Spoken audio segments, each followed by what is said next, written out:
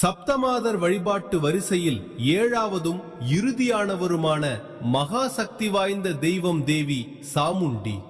சண்டன் முண்டன் ஆகிய அசுரர்களை அழித்து அதர்மத்தை வீழ்த்தியவள். சிம்ம வாகனத்தின் மீதோ அல்லது பிரேதத்தின் மீதோ அமர்ந்து 8 கரங்களில் ஆயுதங்களை ஏந்தி தீமைகளை சுட்டெரிக்கும் உக்ர வடிவினள். அசுர சக்திகளை நேரடியாக சம்ஹாரம் செய்த அதீத ஆற்றல் கொண்டவள். பயங்கரமான தோற்றம் கொண்டவளாக தோன்றினாலும் தன்னை நம்பும் பக்தர்களுக்கு கருணை உள்ளம் கொண்ட தாயாக விளங்குபவள். இவளை வழிபடுவதன் மூலம் தீராத பயம், எதிரிகள் மற்றும் செய்வினை கோளாறுகள் முற்றிலும் நீங்கும்.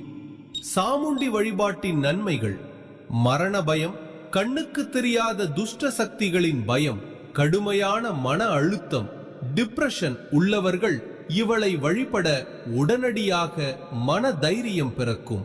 தீயவர்களின் சூழ்ச்சிகள், பொறாமை, கண் திருஷ்டி மற்றும் ஏவல், பில்லி சூனிய கோளாறுகள் தேவியின் பார்வையால் பஸ்பமாகும். நாள்பட்ட பிணிகள், தீராத உடல் உபாதைகள் உள்ளவர்கள் சாமுண்டியை வழிபட நோயின் வீரியம் குறையும். குரு உபதேசம் பெறும் வரை கடுமையான விதிகளின்றி எளிய முறையில் வழிபட நினைப்பவர்கள் பின்வருமாறு செய்யலாம். செவ்வாய்க்கிழமை, வெள்ளிக்கிழமை, ஞாயிற்றுக்கிழமை மற்றும் ராகு கால நேரங்கள், அமாவாசை, நவராத்திரி தினங்கள் சாமுண்டி வழிபாட்டிற்கு மிக உகந்தவை. குரு உபதேசம் பெற்றவர்கள் அவர் கூறிய எண்ணிக்கையிலும் மற்றவர்கள் எளிய பக்தி ஸ்லோகமாக 9 அல்லது 21 முறை மட்டும் ஜபிக்கலாம். தேவிக்கு எலுமிச்சம்பழ மாலை சாற்றுவது, எலுமிச்சை தீபம் ஏற்றுவது மற்றும் பானகம், துள்ளுமாவு நைவேத்தியம் செய்வது விசேஷம். வீட்டில் விளக்கேற்றி அல்லது துர்க்கை, காளி, சப்தமாதர் சன்னதியில் செவ்வரளி மற்றும் குங்குமம் சமர்ப்பித்து வழிபடலாம். சாமுண்டி மூல மந்திரம்: ஓம் கிரீம் ஐம் க்ளீம் சண்ட முண்ட விநாசின்யை சாமுண்டாயை நமக.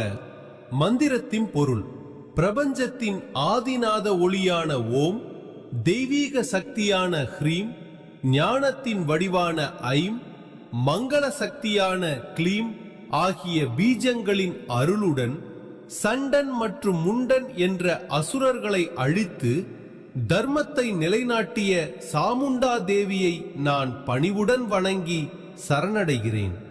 தேவி மகாத்மியத்தில் அம்பிகையின் நெற்றியிலிருந்து வெளிப்பட்ட உக்கிர சக்தியே சாமுண்டா தேவி. சும்பன் நிசும்பனின் படைத்தளபதிகளான சண்டன் மற்றும் முண்டன் என்ற அசுரர்களை வதம் செய்ததால் தேவி சாமுண்டா என்ற திருநாமத்தை பெற்றார்.